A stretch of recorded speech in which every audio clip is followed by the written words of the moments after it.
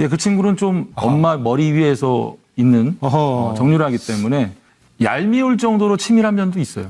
예, 얄미울 정도로의 치밀함도 있고 또한 철부지 같은 면은 좀 제가 봤을 때는 없는 것 같아요. 철부지 쪽은 없다.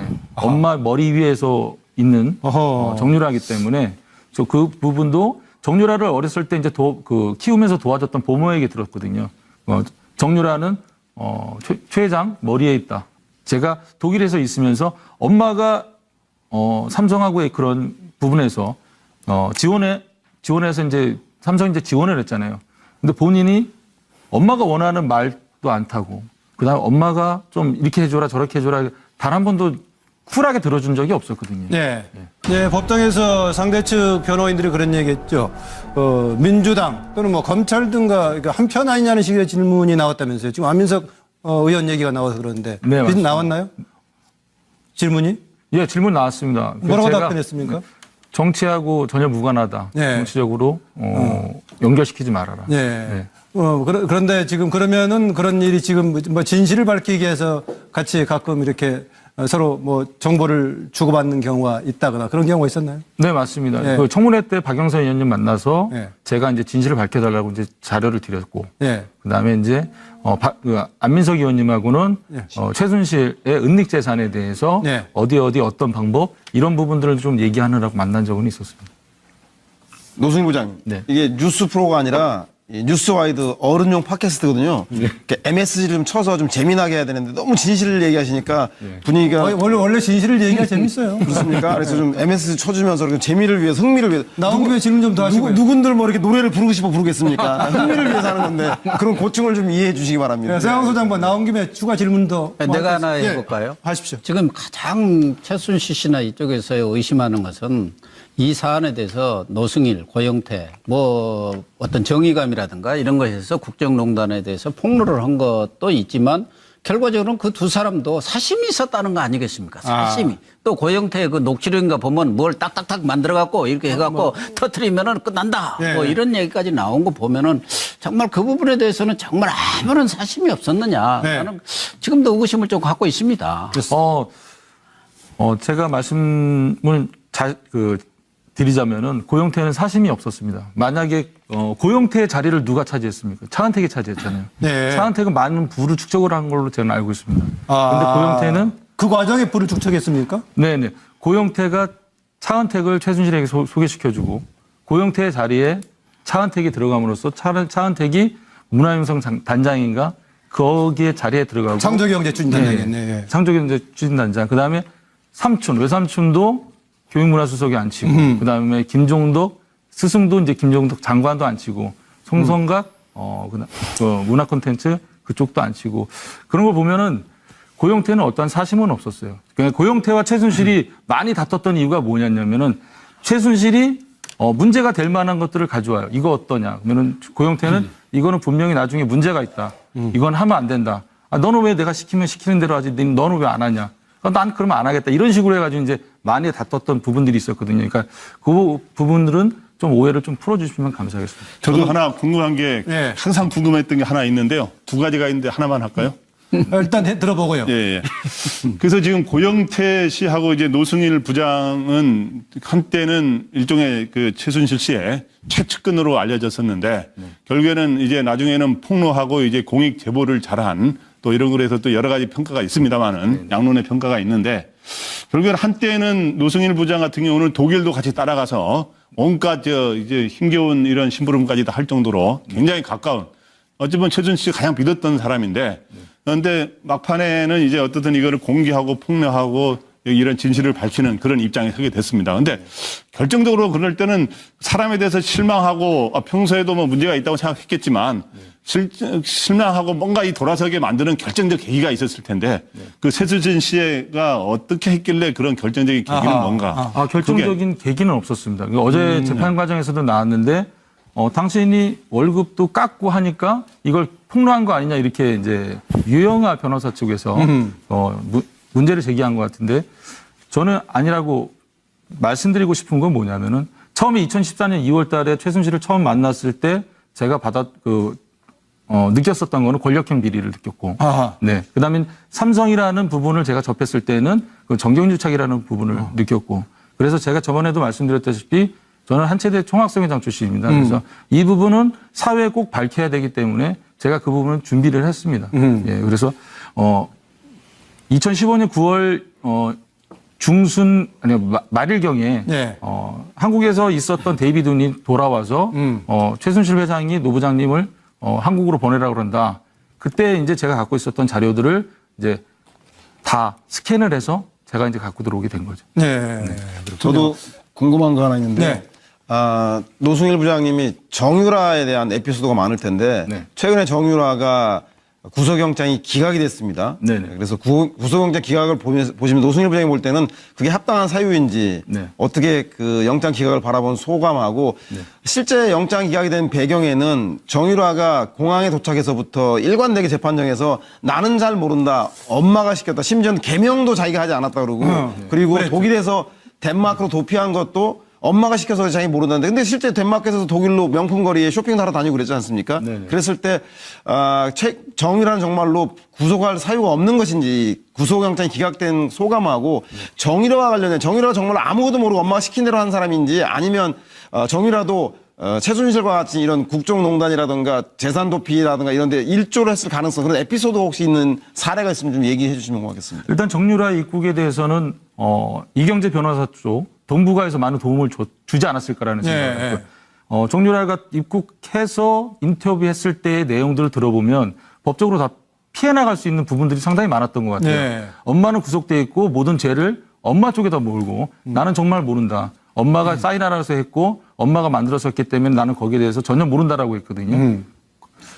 그 부분하고 뭐 검찰 측도 구속영장에 대해서 많은 준비를 했겠지만 좀 미비된 점도 있지 않을까라는 생각을 해요. 가령 작년 2016년 국정감사 때 나왔던 문제인데요. 대한승마협회 문제가 뭐였었냐면은 정유라가 해외에서 훈련했다고 해서 훈련 확인서가 들어왔었어요. 네. 네, 훈련 확인서가 들어왔는데 과연 이 친구가 거기에서 훈련했는지 안 했는지에 대한 논쟁이 있었거든요. 네. 근데 제가 봤을 때에는 그 선수는 훈련을 안 했습니다. 그럼 또한 국가대표로서 훈련을 했다라고 확인서를 보내면 협회에서는 뭘 지급하냐면은 국가대표 훈련 수당을 지급합니다. 네. 가장 간단한 건데요. 대한승마협회에서 정유라에게 국가대표 훈련 수당을 언제서부터 언제까지 지급했는지만 네. 확인되면은 그 문서 자체가 허위 문서잖아요. 네. 거기에 대한 형사처벌은 반드시 있다고 봅니다. 그래서 검찰에서 잘 좀 다시 한번 준비를 해서 재청구를 꼭 해서 필히 구속까지 갈 수 있게끔 많은 노력을 했으면 좋겠습니다. 네, 다른 한두 분 질문 준비하시고요. 제가 정유라 얘기 나온 김에 한 두 가지쯤 지금 질문을 좀 드리겠는데 하나는 정유라 엄마하고 관련해가지고 한때는 엄마를 등지고 밖에 나가서 혼자 산 적도 있고. 네, 맞습니다. 나는 엄마 없던 걸로 하자 했다는 얘기가 나오고 하는데 네. 또 어느 부분에서는 어머님 하면서 아주 존댓말 깍듯이 하는데 네, 네. 정유라의 어머니에 대한 심정 어떤 상태입니까? 지금의 제가 봤을 때는 정유라는 엄마가 구속돼 있다고 거기에 대해서 느낌이 없는 것 같아요. 아, 그래요? 뭐 말씀하셨지만 제가 재미나게 말씀드리면 예. 차라리 엄마가 오래 형을 살았으면 좋겠다. 에이? 왜? 그렇다고요? 엄마가 없으면 내가 뜻하는 대로 내가 마음대로 살 수 있으니까. 어. 네. 누군가가 나의 발목을 붙잡고 있다는 게 그게 엄마였는데 엄마가 구속돼 있고 그럼 엄마의 구속 기간이 길어지면 본인은 자유로운 생활을 오래 할 수 있다. 그래도 엄마하고 딸 간에 그런 정도 생각까지 할까요? 그러니까 저는 뭐 개인적으로는 뭐 재미나게 말씀드리면 그렇게 표현하고 싶습니다. 예. 또 하나 이제 두 번째가 그동안에 정유라의 여러 가지 발언에 대해서 사실 여부에 대한 팩트 체크도 있고 여러 가지가 있었는데요. 네. 일부에서는 정유라가 아주 정말 100%의 전략적인 대응을 하고 있다는 지적도 있고 네. 그중에 일부는 철부지가 하는 행동도 있다 이런 해석이 있는데 네, 네. 정말 정유라가 그렇게 치밀하게 할 수 있는 능력도 그런 자세를 가지고 있나요? 예, 그 친구는 좀 얄미울 정도로 치밀한 면도 있어요. 아하. 예, 얄미울 정도로의 치밀함도 있고 또한 철부지 같은 면은 좀 제가 봤을 때는 없는 것 같아요. 철부지 쪽으로 네, 없다. 네. 아하. 엄마 머리 위에서 있는 어허. 정유라이기 때문에 저 그 부분도 정유라를 어렸을 때 이제 키우면서 도와줬던 보모에게 들었거든요. 정유라는 최 회장 머리에 있다. 혹시 그 노승일 부장이 챙기고 있을 때 네네. 노 부장보다도 머리에 있었던 사례들이 있습니까? 그 부분은 잘 모르겠습니다. 예. 다른 분 질문 좀 주시죠. 아니 제가 준비했던 질문 두 번째 질문을 하셨기 때문에 예. 그래서 그러면 그 연관해서 질문을 드리면 왜 그때 그 판도라에 나오셨을 때 그런 말씀하셨잖아요. 정유라는 얌체볼 같은 네네. 언제 어떻게 튈지 모른다. 네네. 늑비공 같은 친구라고 그러는데 네네. 지금 돌아서 하는 걸 감아보면 앞서 우리 그 노 부장께서 말씀하셨지만 상당히 영악하고 치밀하게 준비된 이런 행동을 보여주고 있다는 거죠. 그렇다고 한다면 이런 좀 뜬금없이 자충우돌하는 그런 모양새는 지금 아직까지 안 보인다는 거죠. 네, 맞습니다. 그럴 가능성은 전혀 없습니까 그러면? 일단은 뭐 검찰에서 어떻게 조사가 진행됐는지 모르지만은 정유라가 일관되게 단순하게 대답한 게 엄마가 다 했어요. 전 몰라요. 엄마가 다 했어요. 전 몰라요거든요. 만약에 정유라가 여기에서 검사가 다른 질문을 던져서 다른 대답을 요구를 했었다면 이 친구가 가려던 이 일관되게 가려던 이 언행 자체가 약간 흔들릴 수도 있었거든요. 처음에 정유라가 입국해서 억울하다, 오해를 빨리 풀고 싶다라고 하면서 멈칫했거든요. 제가 그때 그래서 저 친구 다음 말은 빨리 해결하고 난 빨리 독일로 돌아갈 것이다 이렇게 얘기할 줄 알았었어요. 근데 본인도 거기서 멈칫했었고 삼성 얘기가 나왔을 때 삼성 얘기에서도 좀 얘기하다가 좀 멈칫했었거든요. 거기에서도 실토를 할 뻔했었던 거죠. 예. 그러니까 제가 봤을 때는 좀 검찰에서 좀 조사를 했을 때 좀 다방면으로 좀 물어보면서 가야 되는 부분이 아닌가라는 생각을 합니다. 하나만 더 질문하면 그 정유라 씨를 사실 그 특검에서 데려오고 싶을 때 했던 가장 결정적인 이유가 이 정유라를 이용해서 최순실의 입을 좀 열게 만들려고 하는 그런 측면이 강했잖아요. 네네. 그걸 본다고 한다면 최순실 씨는 정유라 딸에 대한 애정이 엄청나게 상당히 강한 것 같은데 네네. 그러면 정유라는 진짜 자신의 아들에 대해서는 그 엄마만큼에 대한 애정을 갖고 있나요? 엄마가 자신에게 지금 보내는 애정만큼 네. 지금 뭐 말할 때마다 아들 이야기를 하지만 네. 그것이 그 자신의 공공스러운 그 상황을 빠져나가기 위한 하나의 수단인지 네. 진짜 자기 자식에 대한 애정이 그렇게 강렬한지 네네. 그게 어느 것이 진실인지를 좀 궁금해요. 최순실은 정유라를 끔찍하게 생각을 합니다. 끔찍하게 생각을 하는데 정유라는 거기에 최순실이 생각하는 것만큼에는 못 미치는 것 같아요. 제가 독일에서 있으면서 엄마가 삼성하고의 그런 부분에서 지원해서 이제 삼성이 이제 지원을 했잖아요. 근데 본인이 엄마가 원하는 말도 안 타고 그다음에 엄마가 좀 이렇게 해줘라 저렇게 해줘라 단 한 번도 쿨하게 들어준 적이 없었거든요. 네. 서동욱 변호사. 옛날에 그 고영태하고 뭐 포장마차를 차리는데 이름을 뭐 국정농단 비선실세를 했습니까? 네, 맞습니다. 그 지금도 이게 그 꿈이 변화 없습니까? 지금은 그 국정농단 비선실세는 제가 그 특허 상을 내가지고 라이센스를 받을 생각이고요. 네. 또 하나는 이제 청문 횟집을 열어서 청문 회지. 라이센스를 받을 생각입니다. 예, 가벼운 질문 하나. 그 장시호 씨도 아나요? 장시호 씨는 모릅니다, 제가. 그렇군요. 왜 제가 장시호 씨가 내일 이제 구속 만기가 돼가 내일 석방이 되는데 네네. 상당히 비슷한 것 같으면서 다르다는 얘기가 있어요. 우선 교도관들이라든가 검찰에 대해서 또 스스럼 없이 웃으면서 얘기하는 것은 장시호든 정의라든 이제 비슷한 것 같은데. 네, 맞습니다. 그동안에 장시호는 오히려 지금 검찰 수사에 상당히 협력하는 쪽 아니었습니까? 그렇죠. 예, 제2의 태블릿도 갖다 주고 있는데 네네. 지금 정유라는 전략적인 사고를 하고 있다고 이제 그러니까는요. 그런데 하나 더 질문 드리겠습니다. 패널 더 준비해 주십시오. 어제 그 노승일 부장 발언 중에서 그런 게 있었습니다.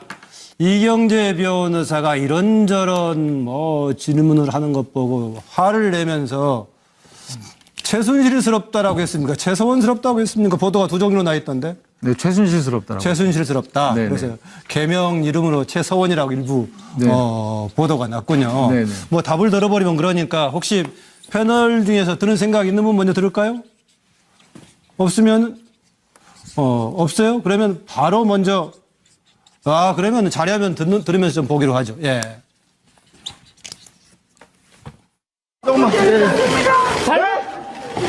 뭐라고요? 혹시 여전히 강한 투사 갖고 있다 생각하십니까? 국가에서 죄를 지켜 살게 해야 최순실 씨, 여전히 자유민주주의 특검이 강압 아닙니다. 그리고 박 대통령은 모든 운동개입을 발표하고 사대를 강요하고 있어요. 네? 이거는 너무 억울해요. 우리 애들까지 다 어리선장까지 그렇게 하는 거는. 피청구인이 문화융성이라는 얘기를 하고 증인이 문화체육이라는 얘기를 합니다. 기억하세요? 아니, 기억 이거 안 굉장히 나시죠? 의도적인 질문인 것 같은데, 제가 무슨 국정을 대통령이랑 상의를 해서 이끌어가는 식으로 얘기를 하시는데, 저희는 어떤 경우에도 단순 의견만 필요했지, 전체를 끌고 가거나 그럴 생각도 없고, 그럴 이유도 없습니다. 증인. 아까 그 물어보시지 증인, 않았습니까? 제가 그렇게 얘기한 적 한 번도 없습니다. 지금 물어보셨지 않습니까? 그렇게. 아닙니다. 그렇게 물어보질 않고 있습니다. 이건 정말 억울합니다. 저는 정말. 이게 네. 정욱 변호사. 저는 이게 아마 노승일 부장님이 법정에서 최순실스럽다 이렇게 했는데 저는 이걸 두 가지 의미로 봤는데 평가 준비해 주세요. 왜냐하면 이게 변호사라면요 최소한 이게 진실, 즉 공소사실과 관계되는 핵심을 물어야 되잖아요. 그런데 진실이나 공소사실과 전혀 관계없는 인신공격성 이런 게 질문을 변호사가 던지고 있으니까 변호사나 이게 최순실이랑 무슨 수준 차이가 있느냐. 네. 그래서 이게 변호사가 정인의 인격을 무시하고 옛날에 이게 최순실 이쑤시개처럼 계속 사람을 무시하잖아요. 그러니까 변호사도 최순실이랑 똑같은 행태를 보인다. 네. 이런 의미로 이게 그런 표현을 쓴 걸로 저는 추측합니다. 네. 저기 그림에 노승일 부장 스타일 좀 닮았나요? 아까 사진 이렇게 나오는데. 서영원 소장. 네. 저는 적반하장을 얘기하신 것 같아요. 노승일 부장이 답답하니까 국정농단에 대해서 얘기를 하지 않고 노승일 부장의 사생활에 대해서 얘기하고 하는 걸 가지고 아마 이거 아마 최순실스럽다의 원조는 아마 우병우스럽다 아닌가 싶은 생각이 들어요. 우병우스럽다는 게 더 어려워지는데요? 우병우 민정비서관이 원래 문고리 3인방의 국정농단 사건을 문건 유출 사건으로 왜곡해서 문제를 풀지 않았습니까? 본질을 오히려 호도한다. 예, 그래서 고영태 씨 문제도 고영태 씨의 국정농단 폭로가 아니라 최순실과의 치정이라던가 불륜 문제로 했던 것처럼 어제 노승일 부장의 증언에 대해서도 공공한 생활이라던가 내지는 주변적인 가정사라든가 이런 걸 본말을 전도함으로 인해서 본질을 흐리기 위한 것. 그게 아마 최순실스럽다라고 표현하신 것 같다는 생각이 듭니다. 네, 고영식 교수님. 저도 비슷한데요. 품위. 예, 어떻게 보면 좀 심하게 이야기하면 좀 저질스러운 것 아니냐. 그런 네. 취지로 이야기한 것 같습니다. 그러니까 방금 얘기한 대로 본질적인 그런 내용보다는 개인의 무슨 여러 가지 사적인 문제들을 들고 나와가지고 얘기하는 것이 전반적으로 보면 품위가 없네. 그런 취지로 말씀한 걸로. 이렇게. 네, 차재원 교수.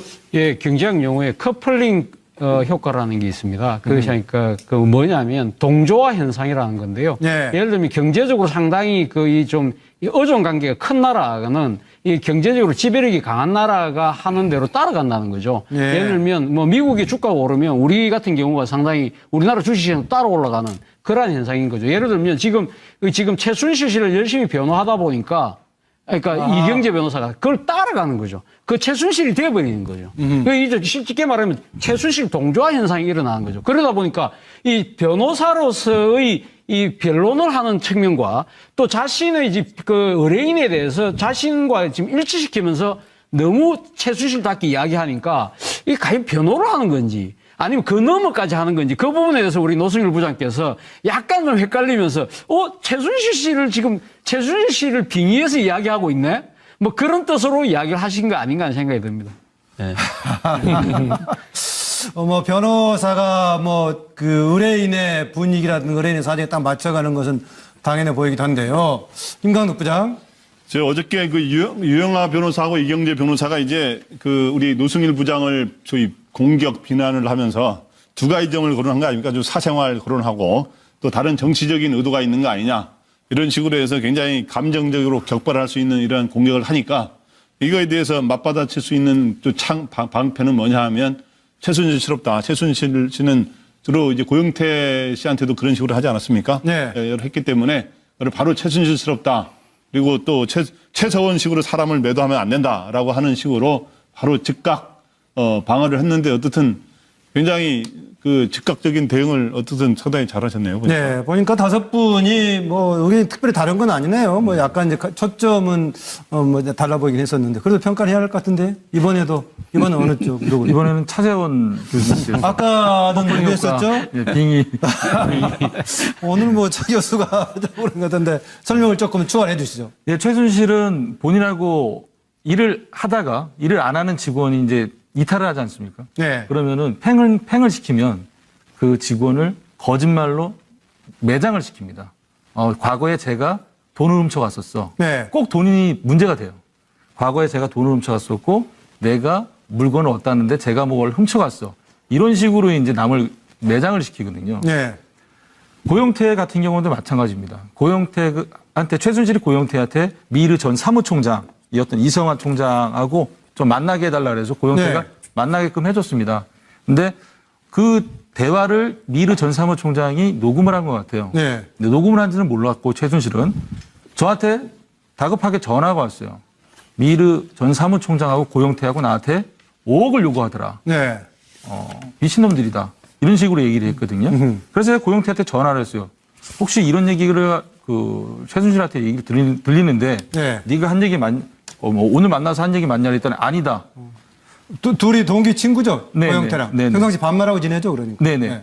그러고 나서 한 3일 있다가 이게 와전이 됐는데요.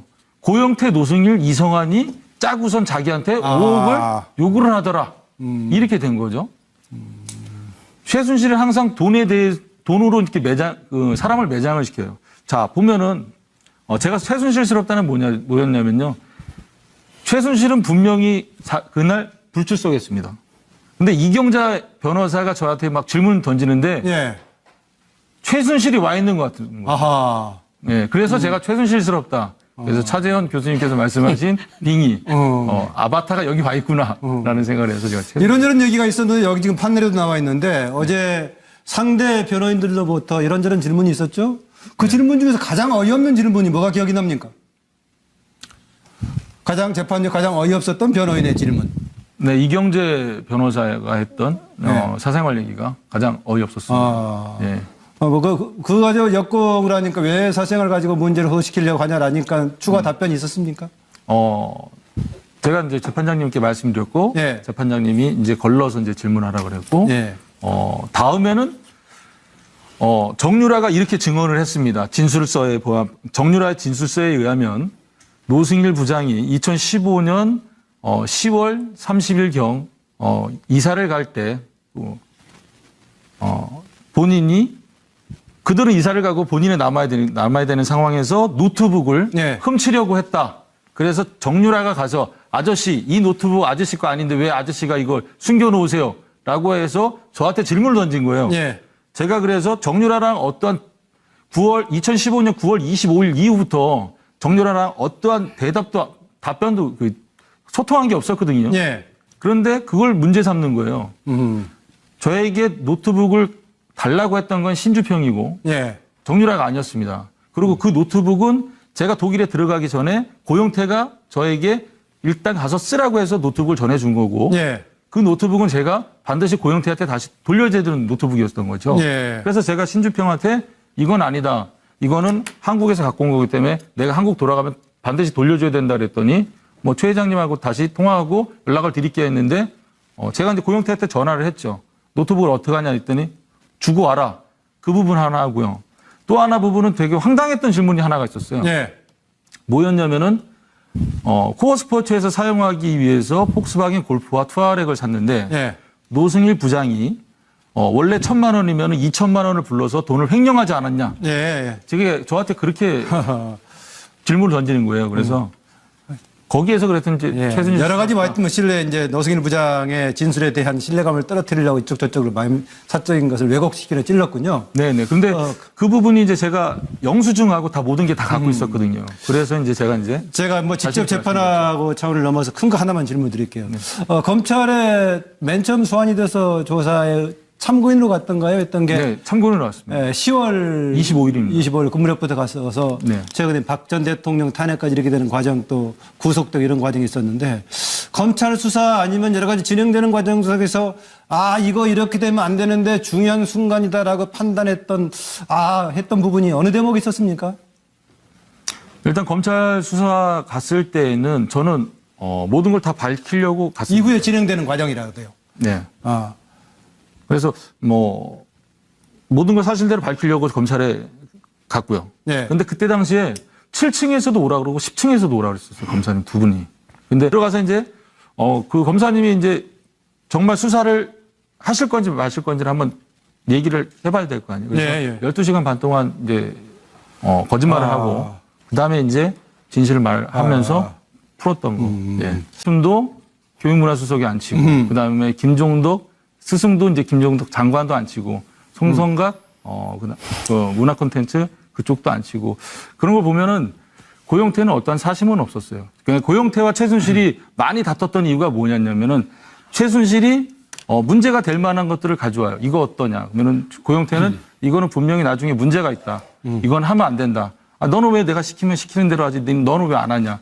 난 그러면 안 하겠다. 이런 식으로 해가지고 이제 많이 다퉜던 부분들이 있었거든요. 그러니까 그 부분들은 좀 오해를 좀 풀어주시면 감사하겠습니다. 저도 하나 궁금한 게 예. 항상 궁금했던 게 하나 있는데요. 두 가지가 있는데 하나만 할까요? 일단 들어보고요. 예, 예.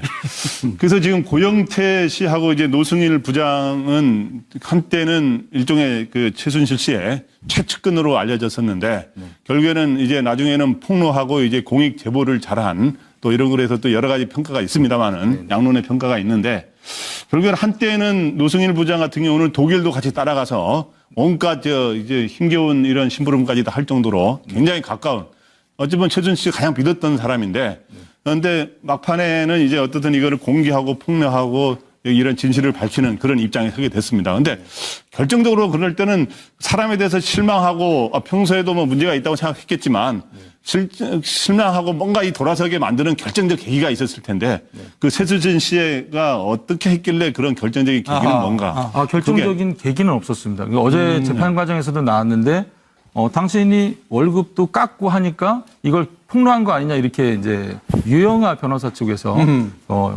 문제를 제기한 것 같은데 저는 아니라고 말씀드리고 싶은 건 뭐냐면은 처음에 2014년 2월 달에 최순실을 처음 만났을 때 제가 느꼈었던 거는 권력형 비리를 느꼈고.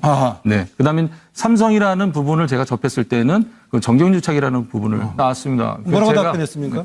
정치하고 전혀 무관하다. 네. 정치적으로 연결시키지 말아라. 네. 그런데 지금 그러면은 그런 일이 지금 뭐 진실을 밝히기 위해서 같이 가끔 이렇게 서로 뭐 정보를 주고받는 경우가 있다거나 그런 경우가 있었나요? 네, 맞습니다. 네. 그 청문회 때 박영선 의원님 만나서 네. 제가 이제 진실을 밝혀달라고 이제 자료를 드렸고. 네. 그 다음에 이제 안민석 의원님하고는 최순실의 은닉 재산에 대해서 네. 어디 어떤 방법 이런 부분들을 좀 얘기하느라고 만난 적은 있었습니다. 노승일 부장님. 네. 이게 뉴스 프로가 아니라 이 뉴스와이드 어른용 팟캐스트거든요. MSG를 좀 쳐서 좀 재미나게 해야 되는데 너무 진실을 얘기하시니까 분위기가 원래 진실을 얘기가 재밌어요. 그렇습니까? 그래서 좀 MSG 쳐주면서 이렇게 재미를 위해서 흥미를 위해서 나온 김에 질문 좀 더 하시고요. 누군들 뭐 이렇게 노래를 부르고 싶어 부르겠습니까? 흥미를 위해서 하는 건데 그런 고충을 좀 이해해 주시기 바랍니다. 네, 서양수 장관 나온 김에 추가 질문 더. 내가 하나 해볼까요? 하십시오. 지금 가장 최순실 씨나 예, 그 친구는 좀 엄마 머리 위에서 있는 정유라기 때문에 얄미울 정도로 치밀한 면도 있어요.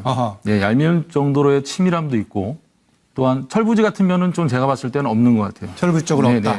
엄마 머리 위에서 있는 정유라기 때문에 저 그 부분도 정유라를 어렸을 때 이제 키우면서 도와줬던 보모에게 들었거든요.